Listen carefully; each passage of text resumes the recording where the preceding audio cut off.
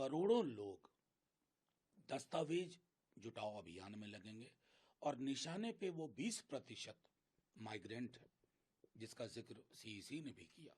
वो 20% माइग्रेंट कौन है? अलग अलग राज्यों में काम करते हैं, पर्व त्योहार में घर आते हैं,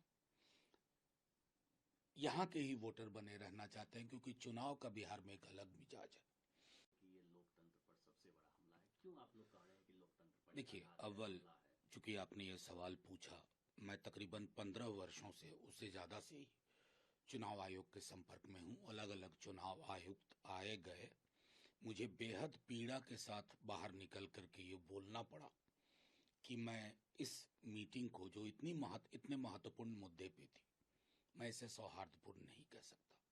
चुनाव आयोग को सुलभ होना चाहिए, सुनना चाहिए। सुनने की प्रवृत्ति लोकतंत्र की मौलिक शर्त होती है।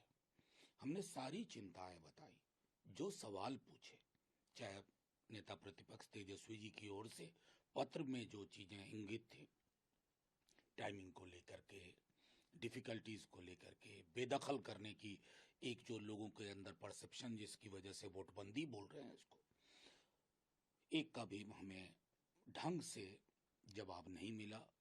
और मैं समझता हूं कि 2003 के बाद, अगर 22 वर्षों के बाद ये हुआ, तो हमने एक छोटा सवाल पूछा था, इसका रैशनल क्या था? कोई पोजीशन पेपर लिया था? जब इन्होंने पदभार ग्रहण किया था नए वाले चुनाव आयुक्त ने, हालांकि वो ये भी कहते हैं कि नया चुनाव आयोग है, मैं तो समझता नहीं कि कैसे कोई चीज नई, निरंतरता की चीज नई के, तो उन्होंने कहा था कि पॉलिटिकल पार्टी से रेगुलर कम्युनिकेशन हमारा जरिया होगा, उसके बगैर कुछ नहीं होगा, लेकिन कार्यशैली में वो परिलक्षित नहीं हो रहा है। इसी संदर्भ में हमने कहा कि करोड़ों लोग दस्तावेज जुटाओ अभियान में लगेंगे और निशाने पे वो 20% माइग्रेंट है, जिसका जिक्र सीईसी ने भी किया। वो 20% माइग्रेंट कौन है? अलग अलग राज्यों में काम करते हैं, पर्व त्योहार में घर आते हैं,